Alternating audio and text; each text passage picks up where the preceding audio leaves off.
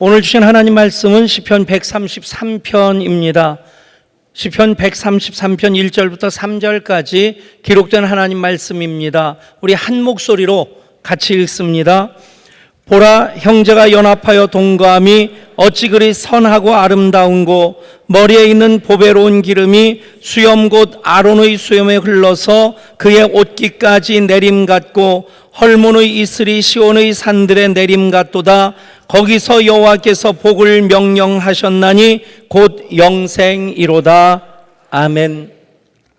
어떤 병원 게시판 앞에 이런 글이 써 있었답니다.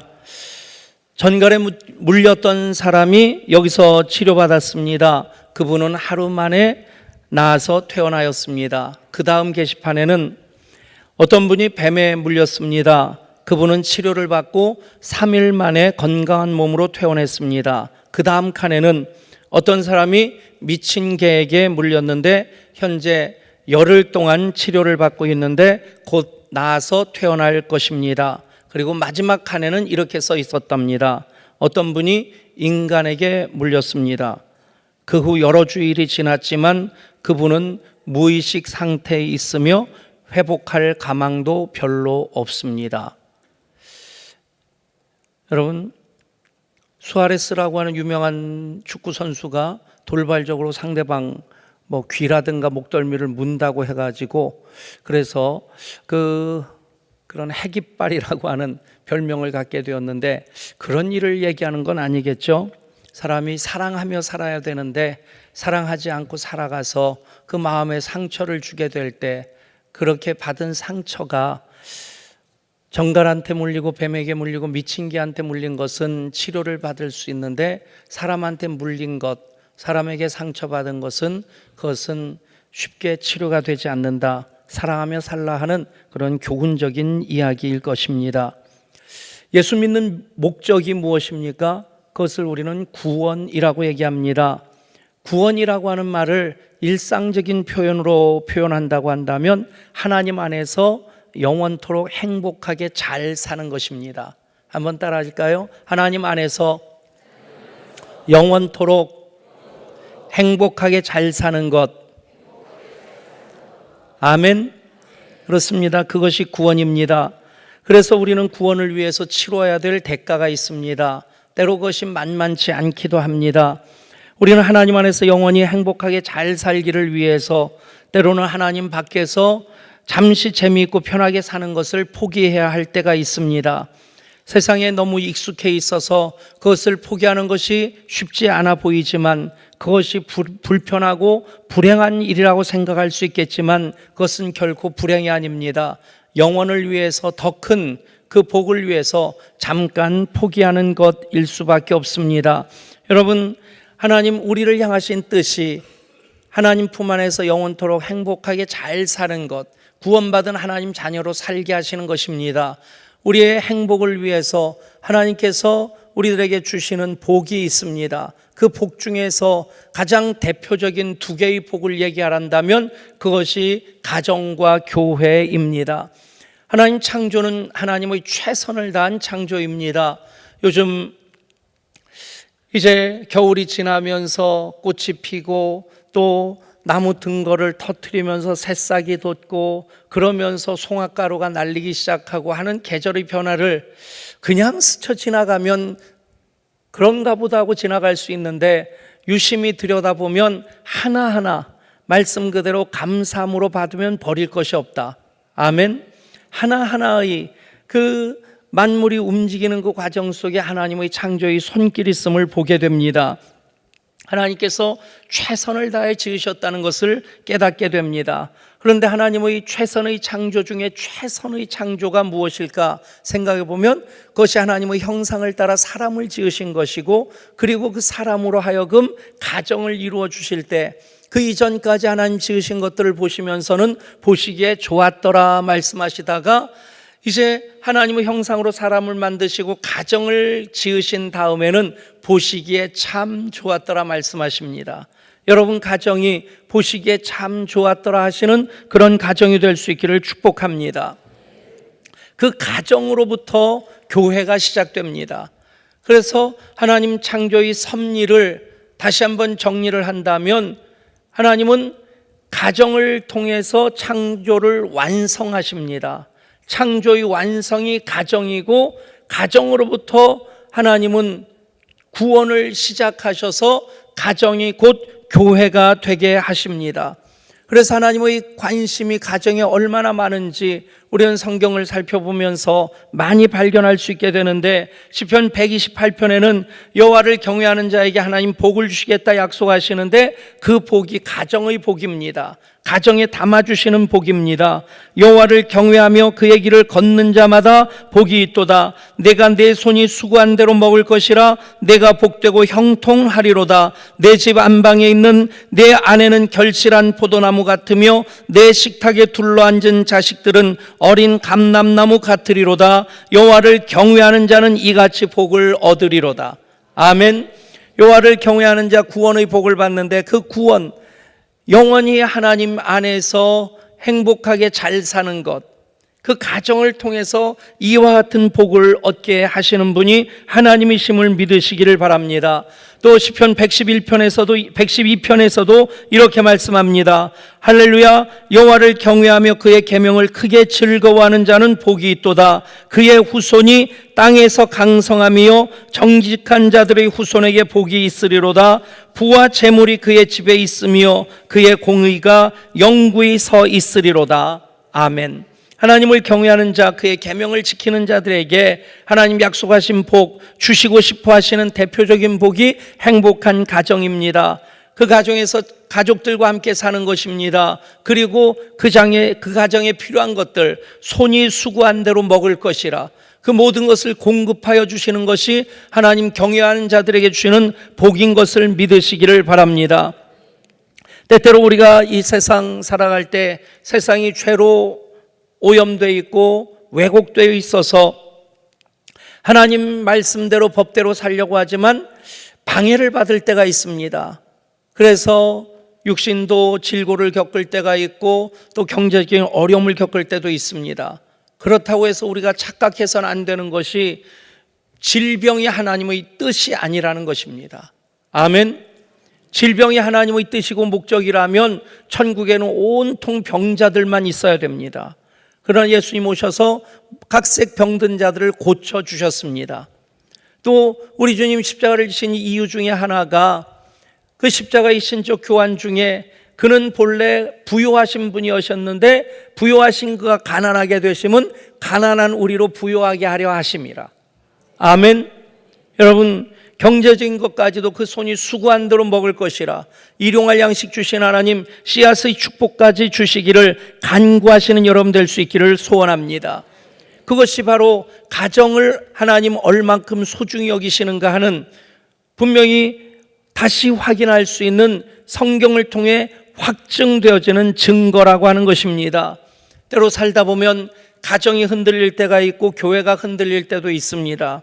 제 경험으로도 그렇거니와 주위 목사님들, 주위의 교회들 보면서 나름대로 결론을 얻은 것이 있습니다. 교회가 흔들릴 때 가정이 흔들리지 아니하면 교회도 다시 서게 됩니다. 그런데 교회는 든든한데 가정이 흔들리면 나중에 보면 교회까지 흔들리는 것을 보게 됩니다. 여러분, 그것이 가정을 창조의 완성으로 그렇게 세우시고 가정을 통해 교회를 시작하신 하나님의 뜻인 것을 믿으시기를 바랍니다. 흔히 목회자들 중에 또 교회 사역자들 중에 가정을 등한시하고 교회 일 열심히 하면 굉장히 사명감에 투철한 열심 있는 사람이라고 생각하게 되는데, 그것은 바른 태도 아닙니다. 가정과 교회를 함께 세워야 됩니다. 우선순위를 매긴다면 가정부터입니다. 아멘. 여러분, 교회 안에서 때로는 목사님들이 조금 욕심 때문에 교회를 위한 가정이라고 하는 그런 순서로서 얘기하는 경우가 종종 있음을 보게 됩니다. 그러나 성경적인 순서는 가정을 위한 교회입니다. 여러분, 안식일이 사람을 위해 있는 것이지 사람이 안식을 위해 있는 것 아닙니다. 교회를 위한 가정이 아니라 가정을 위한 교회가 성경적인 순서인 것을 믿으시기를 바랍니다. 그러면 교회도 잘 되고 가정도 살게 됩니다. 저는 목사로서 목회를 잘하고 싶은 마음이 참 큽니다. 더 잘하고 싶고요. 또 목사로서 목회하면서 감사한 마음을 갖는 것이 제가 교회 사택에서 외삼촌이 목회하시던 교회 사택에서 태어나서 교회 마당을 밟으면서 자라고 교회 유치원부터 교회 학교까지 해서 지금까지 교회 생활이 그냥 제 삶처럼 쭉 이어져 왔습니다. 그러다 보니까 신학을 하게 되었고 그러다 보니까 목사가 되었고 또 개척해서 여기까지 오면서 하나님 참 감사하다는 마음을 많이 갖습니다. 그런데 똑같은 마음을 가정에도 갖습니다. 교회를 건강한 교회로 교회다운 교회로 세우고자 하는 그 마음 못지않게 가정을 가정다운 가정으로 건강한 가정으로 세우고 싶은 마음 큽니다. 블레싱 양주의 꿈을 하나님 주셨고 그 꿈으로부터 열방을 치유하며 행진하는 그 사명으로 이어가는 무엇보다 다음 세대의 그 부흥을 이룸으로 한국교회의 희망이 되고 또 다음 세대가 없는 교회 학교가 없는 교회들을 우리 교사들이 가서 세워드리는 그런 일도 곧 시작하고 싶습니다. 그런 일을 통해서 예향교회가 거룩한 영향력을 끼치는 교회가 되면 참 좋겠다는 마음이 목사인 제 마음입니다. 그러나 동시에 저는 좋은 남편이 되고 싶고 또 좋은 아버지가 되고 싶고 이제 곧 태어날 손주들에게 좋은 할아버지가 되고 싶습니다. 많이 부족하지만 아버님에게 좋은 아들이고 싶은 마음, 여전히 부족함에도 포기할 수 없는 마음입니다. 여러분, 그것이 교회를 창조의 완성으로 삼으시고 교회로부터 구원을 가정을 통해서 그 구원을 시작하신 하나님의 뜻에 합당한 마음이라고 저는 확신합니다. 여러분, 미국의 한 신학교에서 졸업시험 문제에 이런 문제를 냈답니다. 한 신문 기사를 인용해서 그 학생들에게 나름대로 평가하도록 했는데 그 내용은 한 교회 목사가 부임을 했는데 그 목사가 부임할 때 60명 출석하던 교회였답니다. 4년 동안 정말 열심히 일해서 그 교회가 300명으로 부흥된 교회. 4년 이제 취임 4주년 기념식을 할 때 교인들이 목사님과 더불어 얼마나 뿌듯한 감격을 누렸겠습니까? 그리고는 기념식을 마치고 집에 갔는데 침대 위에 편지 한 장 놓여 있더랍니다. 당신은 교회와 함께 잘 사세요. 나는 떠납니다. 4년 동안 교회만 위해서 그렇게 가정을 돌보지 않았던 그 집의 사모가 한 남편의 아내로서 그 공허함을 견디지 못해서 편지 한 장 남겨두고 떠난 겁니다. 시험 문제의 출제 의도가 무엇이겠습니까? 목회의 목표가 무엇이냐? 성공적인 목회가 무엇이냐? 단지 교회만 부흥시키는 것이 아니라 교회를 부흥시켰다 할지라도 가정이 무너진다면 그것은 목회 잘하는 것 아니다. 목회자의 그 본질이 아니다 라고 하는 것. 그 신학교 졸업하고 이제 목회 현장으로 나아가는 학생들에게 깨닫게 하고자 하는 의도에서 출제했다 믿습니다.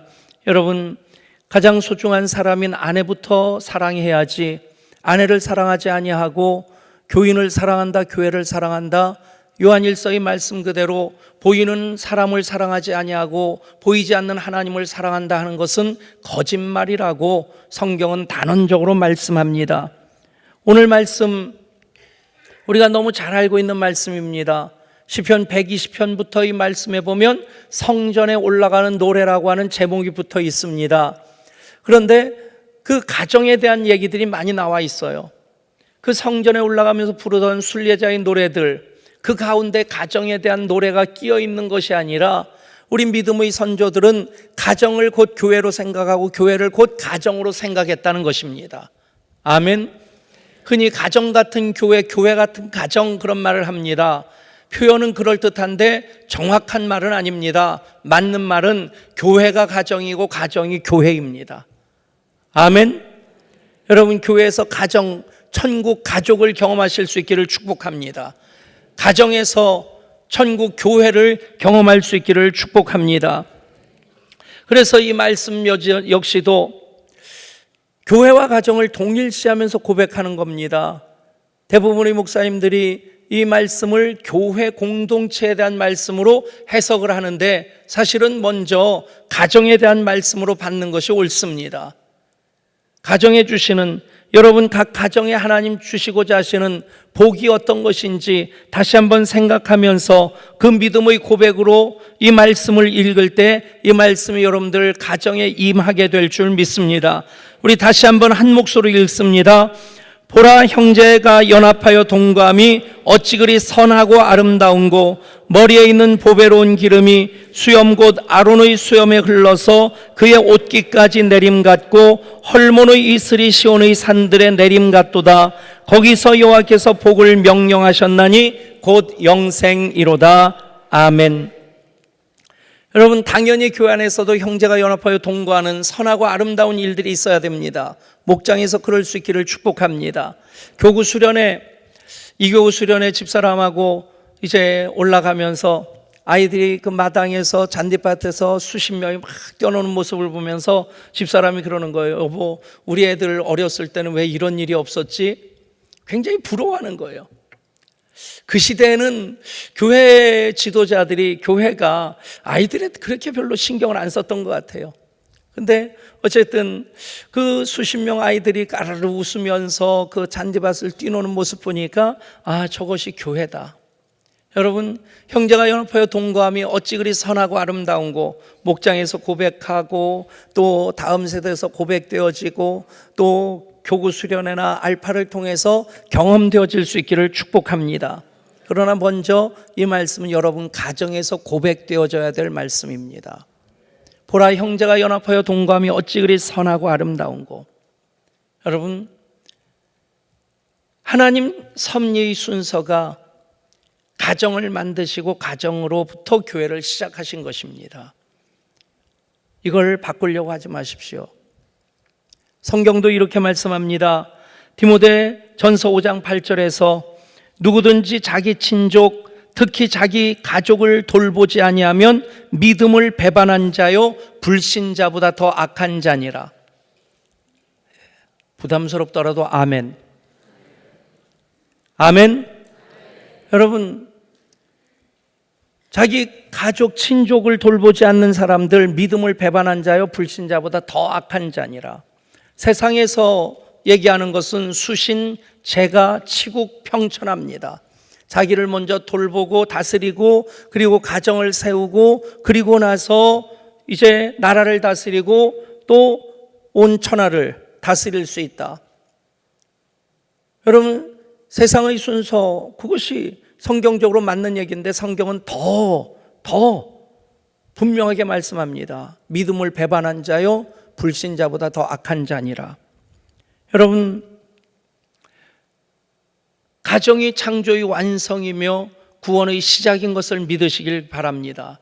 여기까지 전제로 하고 우리 5월 한 달 동안 어떻게 그 가정 안에 형제가 연합하여 동거함이 어찌 그리 선하고 아름다운고 그 고백이 있게 할 것인가.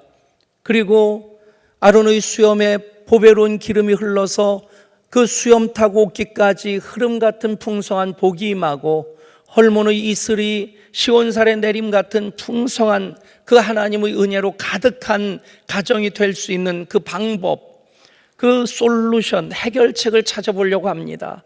요즘 레시피라는 말을 많이 합니다. 조리법이죠.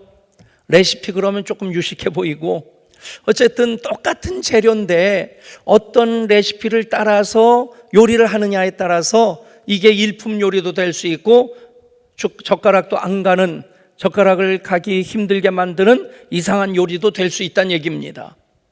여러분, 성경이라고 하는 하나님 말씀이라고 하는 그 원재료, 아주 탁월한 재료입니다. 어떤 요리법으로 그것을 조리하느냐에 따라서 우리가 먹음직도 하고 보암직도 한. 아멘. 여러분, 어떻게 하면 될 것인가? 수천만 원을 들여야 되고 아니면 슈퍼맨과 같은 노력을 해야 되고 도인처럼 초월한 사람들만이 할 수 있고, 아닙니다. 아주 간단한, 아주 쉬운 방법을 알려드립니다. 세 마디 말을 많이 하시면 됩니다. 따라합시다. 고마워, 미안해, 사랑해. 여러분, 오늘 가정에 대해서 말씀할 때 저도 말씀을 준비하면서 그런 부담이 있었습니다. 일부 예배 때 말씀 끝나고 기도하는데 통곡하면서 기도하는 분이 있었습니다. 가정에 아픔이 있는 분이죠. 여러분, 그렇다고 그대로 포기할 수 없는 것이 가정이란 얘기입니다. 제가 드리는 말씀이 어쩌면 축복으로 여겨지지 아니하고 저주처럼 아프게 가슴을 찔릴 수도 있을 것입니다. 그러나 여러분, 축복은 저주로 바뀌는 데 있어서 종이 한 장 차이입니다.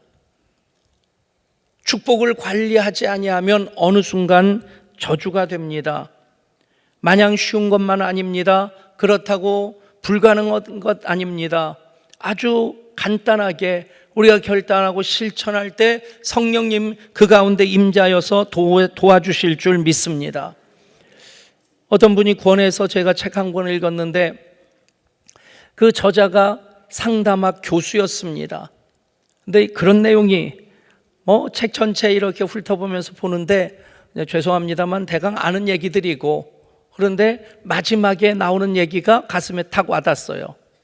책 한 권 여러분 안 읽어도 됩니다. 제가 읽고 정리해드리니까. 그 아내가 아동상담학도 교수래요. 둘 사이에 아들이 하나가 있는데 초등학교 3학년인데 이 저자의 얘기로서 세상에서 자기를 가장 무시하는 놈이 그 놈이래요.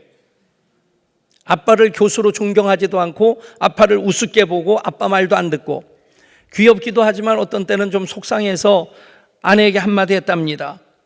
엄마가 아동상담 교수라며 아이들 좀 잘 가르치지. 그랬더니 아내들이 지질 않잖아요. 말을 받아서 하는 말이 당신 다른 데서 상담하려고 하지 말고 가족 상담이나 먼저 하시지. 그래서 꼬리를 금방 내렸답니다. 그리고 그 교수가 마지막에 쓴 얘기가 그거예요. 지금까지 여러 가족을 상담해 왔지만 정작 나조차도 행복한 가족을 만들고 있지 못하다. 매일 노력하고 애쓰는 중이다. 위로가 되십니까? 예. 가족, 그 상담학 교수와 아동 상담 교수가 가정을 세우는 것도 힘들어합니다. 그렇다고 포기할 수 있는 일 아닙니다. 그러나 매일 노력하고 매일 애써야 됩니다. 축복을 가꾸지 아니하면 가꾸어지지 않은 정원이 금방 잡초로 우거지는 것처럼 어느새 그것이 저주처럼 보여집니다. 여러분, 그러나 지금 쓴뿌리가 난다 할지라도, 그것 때문에 아픔이 있다 할지라도 우리가 말씀을 붙잡고 실천하기 시작하면 어느 사이에 아름다운 정원으로 다시 바뀌어지게 됩니다.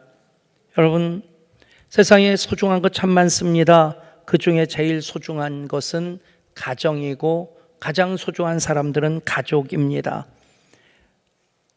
망가진 정원을 다시 아름다운 정원으로 가꿀 수 있는, 가정을 하나님께서 복 주시고자 최고의 창조의 작품으로 만드신 그 하나님의 의도대로 합당하게 가정을 회복시킬 수 있는 그 레시피는 어려운 것 아닙니다.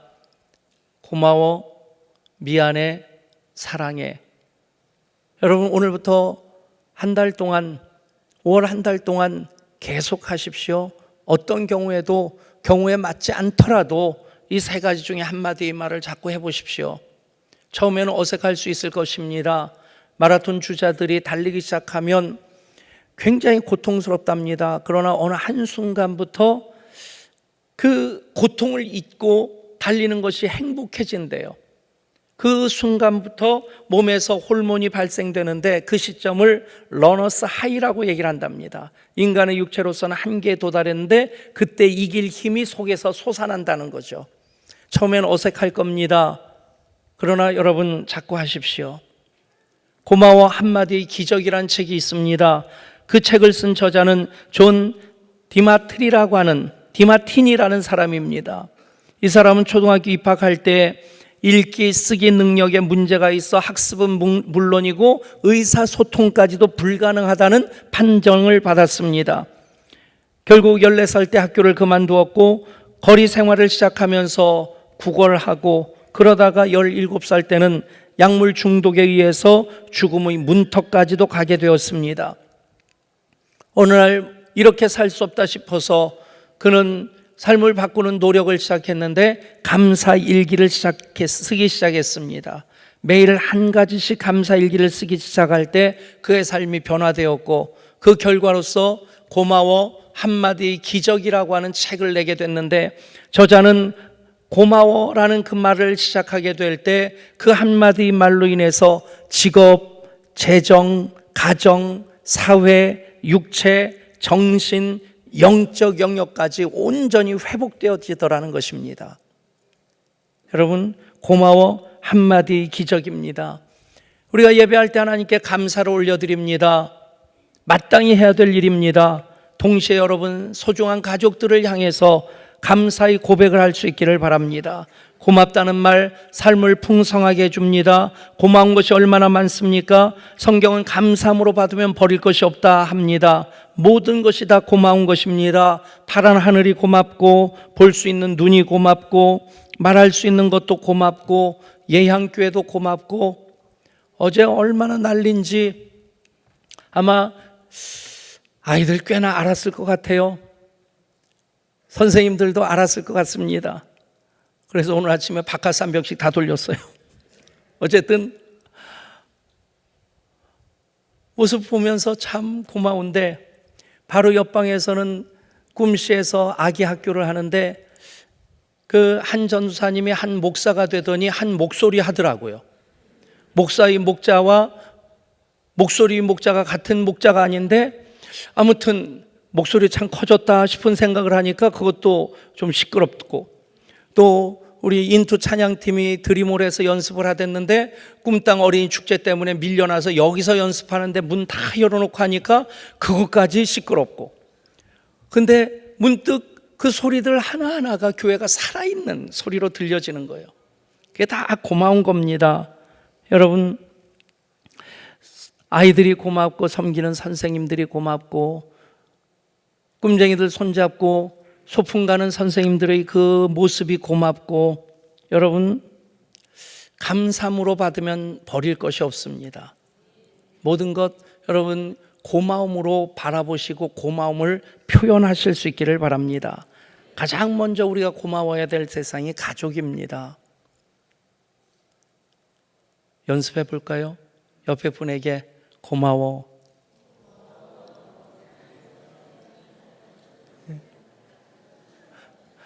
몇몇 가정 보니까 아직까지 조금 더 치료가 돼야 될 것 같아요. 여러분, 최대한 많이 하십시오. 이게 핀트가 어긋나는 것 같지 않더라도, 경우에 안 맞는 것 같더라도 자꾸 하십시오. 고마워. 그 다음에 미안해입니다. 고마운 마음이 있으면 미안한 게 보입니다. 가끔 말씀드리지만 집사람이 집안일을 안 도와준다고 저한테 좀 투정을 하면 제가 그냥 도와주면 되는데, 그때도 반성하지 않고 한마디 할 때가 있습니다. 나 같은 남편이 있으면 나와보라고 그래라. 어쩌겠어요, 남편이 하나밖에 없는데. 그리고 나서 저는 꼭 회개합니다. 여러분, 고마운 마음 가질 때 미안한 마음이 뒤따라오게 됩니다. 더 잘해줄 걸. 60대 부부가 황혼 이혼을 하게 되었습니다. 성격 차이로 더 이상 같이 살 수 없다고 해서 이제 별거를 하다가 변호사를 만나서 도장을 찍기로 하고는 만났는데 분위기 얼마나 썰렁하겠습니까? 오가는 말도 없습니다. 그래도 밥은 먹어야 되겠기에 통닭 한 마리를 시켰는데 할아버지가 아무 말도 없이 날개죽지 하나 툭 뜯어서 할머니에게 툭 놔주었습니다. 그러자 그동안 가만히 있던 할머니가 아주 환한 소리로 얘기를 합니다. 당신 지난 30년 동안 똑같이 일했었어. 언제나 내 의견은 묻지도 않고 당신 마음대로 나에게 날개죽지를 먹으라는 그런 식으로 살아왔지. 나는 닭 다리를 좋아하는데 당신은 한 번도 좋아하는 거 물어보지도 않고 내가 싫어하는 날개죽지만 줬어. 그러고는 소리를 치니까 할아버지가 또 받아서 말합니다. 내가 날개를 얼마나 좋아하는데 내가 좋아하는 것 내가 먹지 않고 당신 주었는데 고맙다는 말을 안 하고 그러느냐고. 아주 냉랭하게 헤어졌습니다.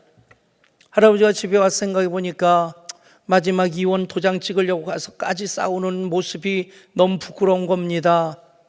미안하다는 말하려고 전화를 했습니다. 핸드폰에 때리러 울리는 것을 보면서 할머니는 할아버지 전화번호니까 그냥 꺼버렸습니다. 다시 한번 전화를 했습니다. 그러자 할머니는 신경질을 내면서 배터리를 뽑아버렸습니다. 그 다음날 아침에 할머니가 문득 미안한 마음이 들어서 할아버지에게 전화를 했습니다.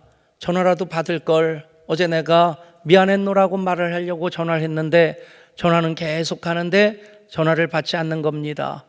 얼마 후에 낯선 번호로부터 전화가 왔습니다. 할아버지 돌아가셨습니다. 황급히 병원 영안실로 달려갔습니다. 할아버지 손에는 핸드폰이 여전히 손에 쥐어져 있었고 거기에는 할머니에게 보내려고 찍어두었던 문자가 있었습니다. 여보 미안해, 사랑해, 고마워. 여러분, 때로는 미안하다는 말, 자존심 상한 것 때문에 더디하는 사이에 내 쓴뿌리 더 깊어집니다. 상대방의 상처는 더 커집니다. 여러분, 미안해라는 말 빨리 하면 빨리 할수록 좋습니다. 자존심의 문제가 아닙니다. 체면의 문제가 아닙니다.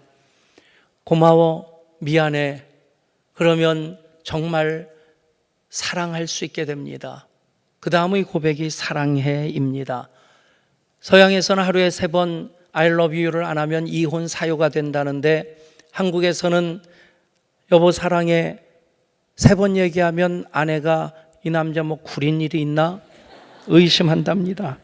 여러분, 성경을 보십시오. 하나님 끝없이 우리가 듣든 아니 듣든 나는 너를 사랑한단다. 너는 나의 특별한 소유란다.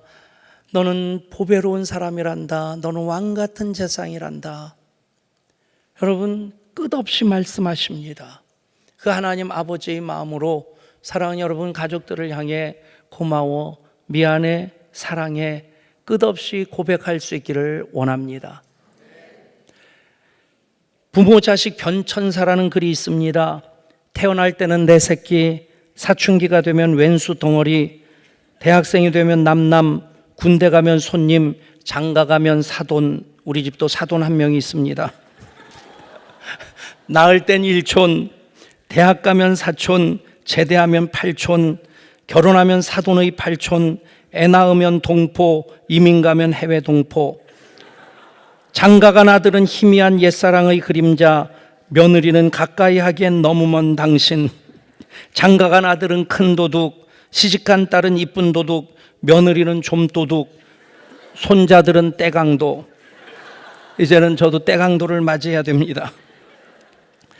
여러분, 사랑하기 때문에 관계가 맺어지는 것이 아닙니다. 관계가 맺어졌기 때문에 사랑해야만 합니다. 아멘. 사랑하는 여러분, 여러분과 맺어진 모든 관계를 소중히 여기십시오.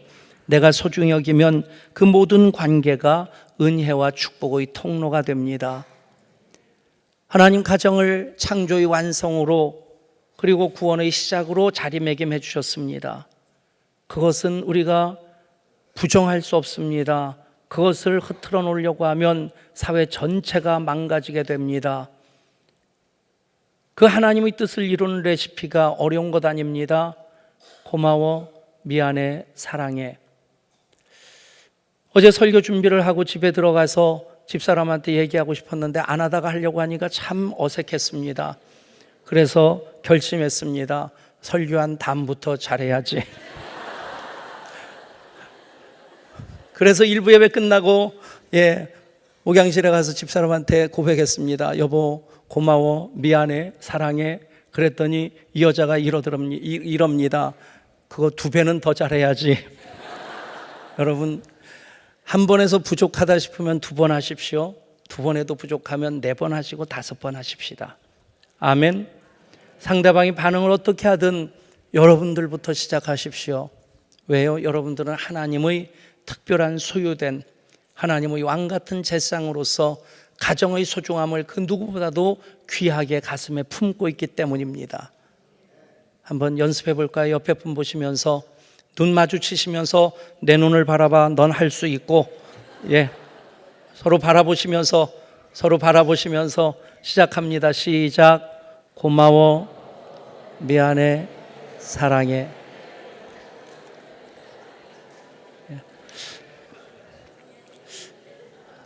여러분, 미루지 마십시오. 실천하십시오. 그러면 상처가 치유되고 가정의 행복은 더 커질 것입니다. 기도합니다. 하나님의 창조의 섭리 우리가 깨달았습니다. 가정으로 창조를 완성하시고 가정으로부터 구원을 시작하셨습니다. 그 가정이 형제가 연합하여 동거함이 어찌 그리 선하고 아름다운 것 고백으로 가득 차기를 하나님 원하고 계십니다. 그 가정에 보배로운 기름을 부어주시사 가득 채워주시기를 원하고 계십니다. 그 가정에 헐몬의 이슬이 시온산의 내림 같은 복으로 채워지기를 소원하고 계십니다. 그 하나님의 뜻을 이루매 하나님 우리들에게 오늘 세 가지 고백을 하라 하십니다. 하나님의 명령으로 받게 하여 주옵소서. 고마워, 미안해, 사랑해. 가정이 더 견고하게 세워지게 하시고 혹시 어그러졌던 것들 있으면 회복되게 하시고 상처난 것 있으면 다시 치유되게 하여 주옵소서. 주 예수 그리스도 이름으로 간절히 기도드리옵나이다. 아멘.